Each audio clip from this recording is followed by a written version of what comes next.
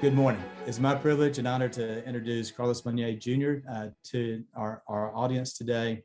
He's a good friend. We worked with him closely when he was at Twitter as the Director of Public Policy for the U.S. and Canada. He currently serves as the Undersecretary for Policy at the U.S. Department of Transportation, a very critical position as the administration executes many of the key priorities for the administration, and especially the bipartisan infrastructure bill that recently passed. He led the domestic agency review process for the Biden-Harris presidential transition, where he recruited over 400 volunteers for that process.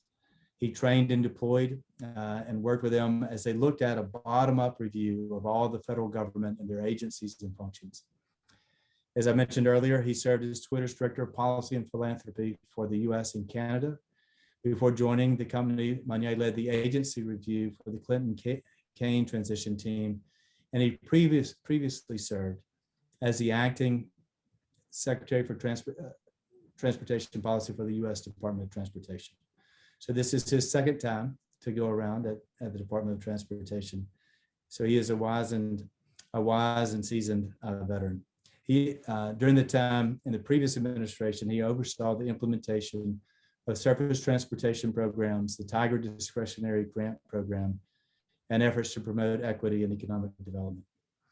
He's also served as Special Assistant to the President and Chief of Staff of the White House Domestic Policy Council, where he helped oversee all aspects of policy, message, and event development across a wide spectrum of domestic policy issues, including disaster recovery, veterans affairs, and national service issues. So we welcome someone who has a vast background in public policy in two different administrations, private sector, understands the tech and technology and broadband sectors very well. So we couldn't have someone with a better track record of experience and expertise and the issues that matter to most of our member companies as they deploy the networks of the future. So we welcome Carlos today as we start this very important conversation and the collaboration that we need between federal agencies that are looking at a historic investment, public investment into broadband to every American. So thank you, Carlos, for joining us today. We look forward to the conversation. We're grateful that you're here. Yeah, thanks so much for having me, Chip. And just can't tell you how much I have appreciated your friendship, your mentorship over the years, and I've admired INCOMPAS and everything you've been able to do in support of your members. Well, thank you. So first off, how, as you look at your role and responsibilities in carrying out the administration's objectives in the infrastructure bill that recently passed. And what is of great interest to our members are the broadband provisions.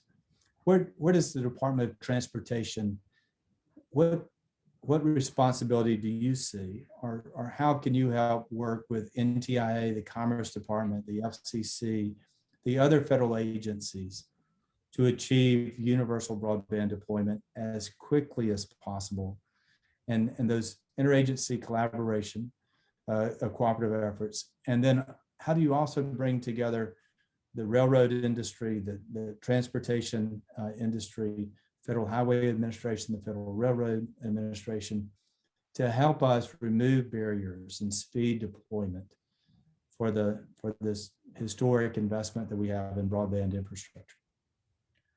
Well, the partnership between the agencies and the White House is something that we started before Inauguration Day in 2020.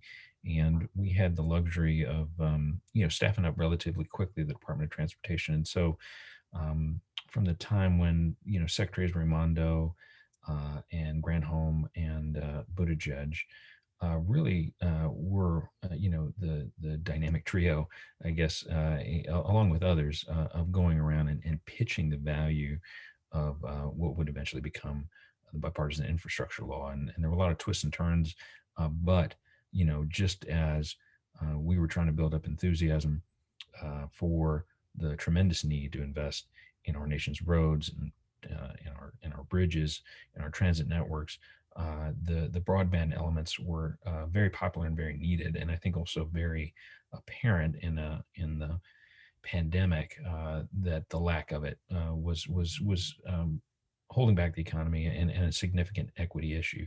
And so, I'm glad to report that that partnership really has extended into the implementation phase. And as you mentioned, in November, the president signed the law. Shortly thereafter, named Mayor Landrieu. I'm a New Orleanian, so he was my mayor, and to lead an interagency process. Literally meets every day, and so every day I'm in a meeting along with others from from the department, with the departments of Commerce, Interior, EPA, Labor, OPM, every part of the White House, and we are talking with one another on how we're going to implement. Together, what are the areas of common concern that we all have, and what are the things that we're working? So we have a good line of sight of what they're doing. They have a good line of sight of what we're doing. Um, One of the things that we're heavily focused on is the idea of digging once. How do if you're going to tear up a street, to fix it while you're there, can you fix the water lines? Can you lay down the fiber optic lines? And that requires a level of coordination it is hard to pull off at the federal level, but we're making progress on that, and importantly, making it easier for our states, our local partners, to do it on their own as well, giving them a longer line of sight on our funding programs, helping them tie those together, improving the data sharing, harmonizing those standards, or at least at a minimum, getting rid of the barriers to that coordination. So this is a critically important issue, and it's one that we're very glad to work with INCOMPAS and its members if there are good ideas to make that interagency process work better. Well, thank you. And one thing that Encompass did in the last years that we filed in support of the Federal Highway Administration's efforts to coordinate right-of-way access to our member companies that are deploying broadband networks. Any updates that you'd like to give on those efforts with states and localities, and as federal highways are being both constructed, maintained, and repaired and upgraded, how do we also give access to the modern infrastructure that runs many times alongside the federal highway system so that the right-of-way access can be granted quickly, efficiently, without delay, and at a reasonable term? So any update that you can give our members on those efforts? Well, and we definitely appreciate the comments that you put into the docket for that. And then since that rulemaking, the Highway Administration also issued guidance in April of last year to help states figure out how to leverage their right of way.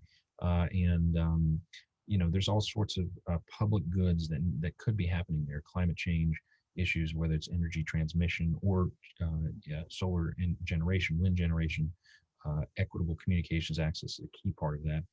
Energy reliability, and we have formally adopted the position that the utility accommodation in the right of way is in the public interest.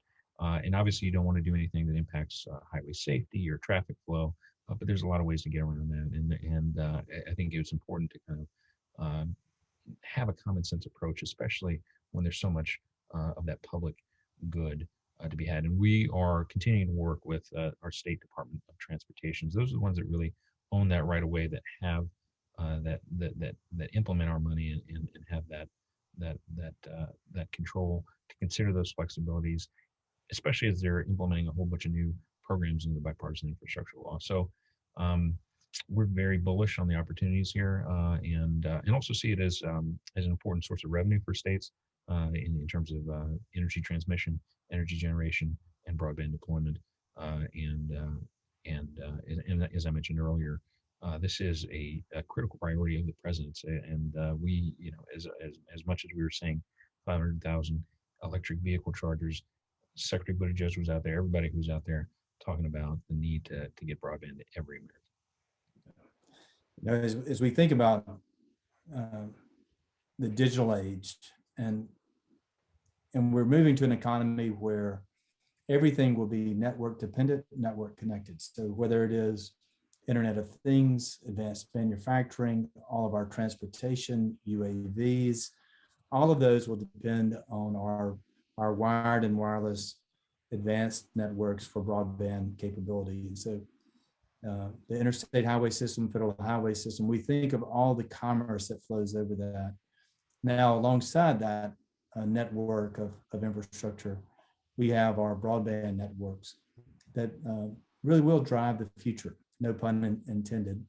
And so we appreciate your willingness to meet with our members, to introduce them to your staff and the different agencies that can make a difference in speeding deployments and making right-of-ways um, more easily assessed and more reasonably assessed. So we're grateful for your leadership already and your willingness to work with our members.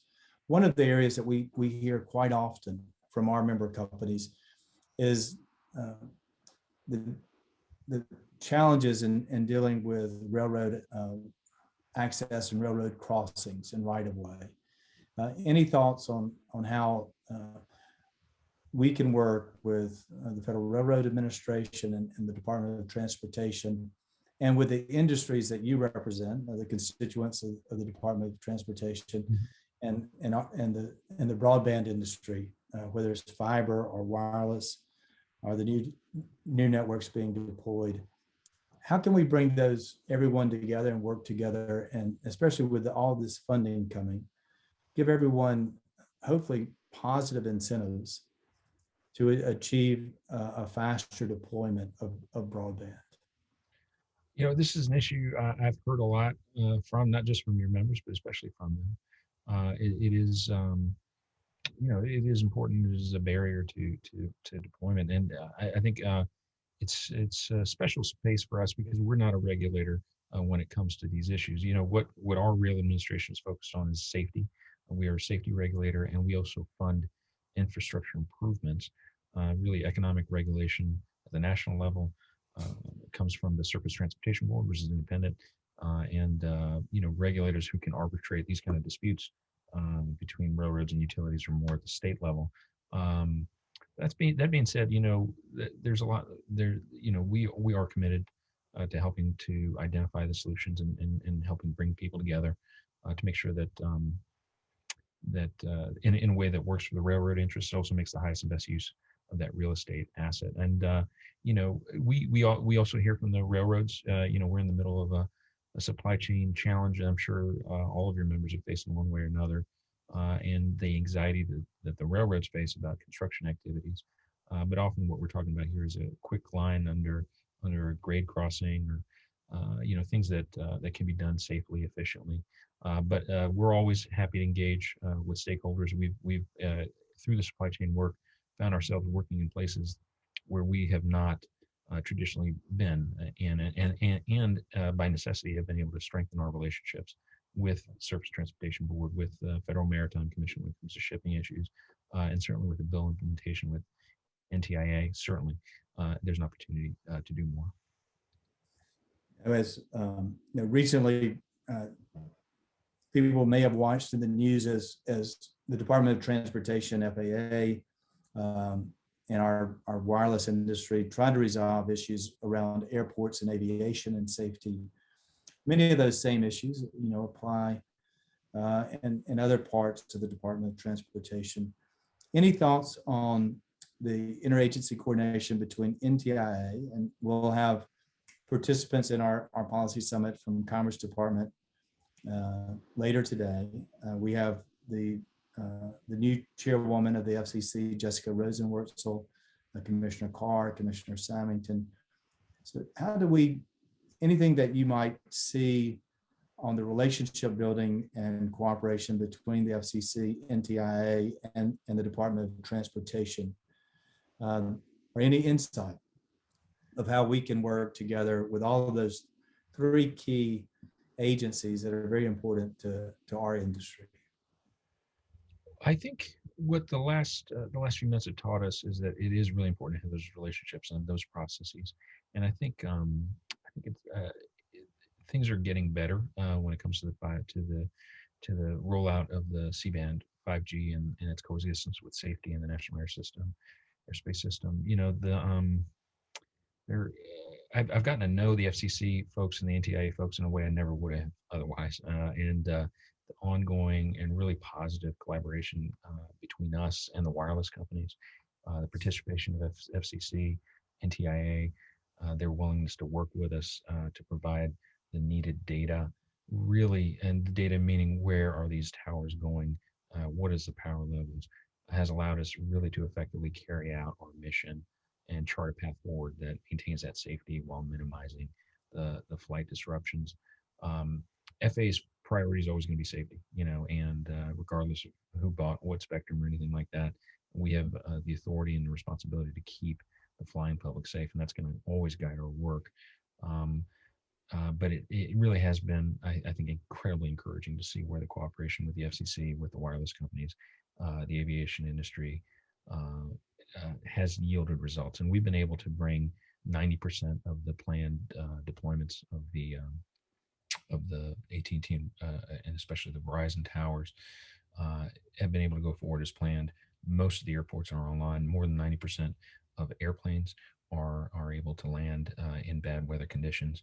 I think this entire thing points to the need to strengthen those interagency relationships, and that is underway.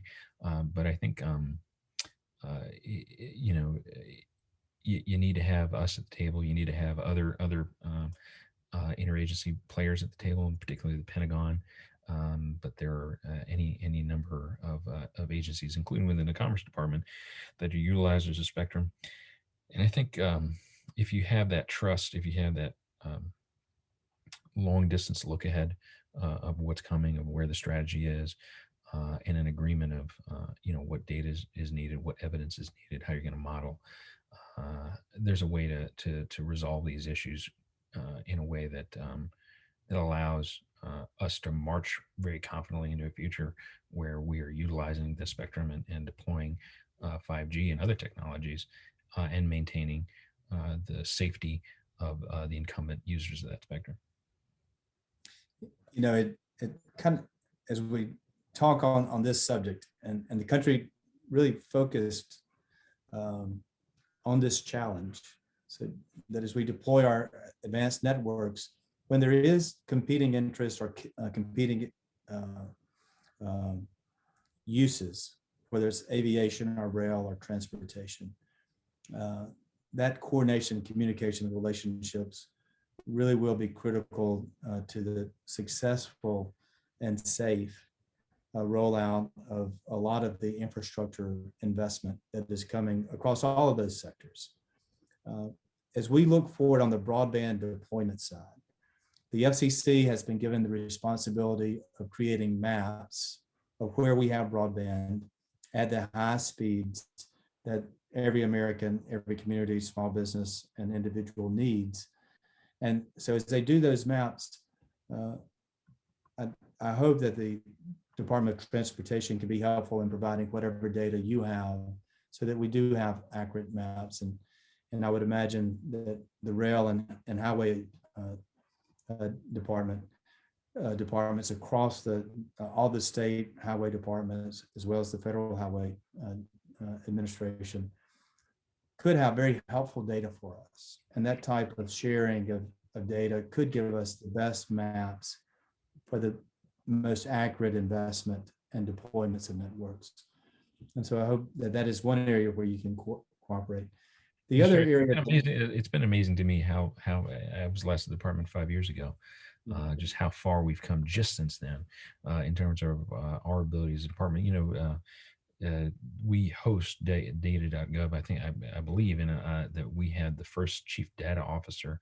His name is Dan Morgan. He's been on as a career employee ever since I was here last time, and we're committed to that and see the value of it and see our role in supporting other players as they make investment decisions. And we'll be having continuous conversations with one of our mutual friends, I believe Alan Davison, the new head of NTIA. And very excited about his contribution. Yes, we're very pleased and excited as well. And as he sets the parameters, the eligibility requirements, the objectives, and then the states begin to administer, one of the elements that is encouraged is that each state set up a broadband office. And it may be another opportunity for DoT, NTIA, the FCC, and to work together with the states, much like you do in your highway investment model, to have best practices, streamlining of permitting, ease of access to rights of way, a reasonableness standard on what we should charge, are the best practices on right of way access fees.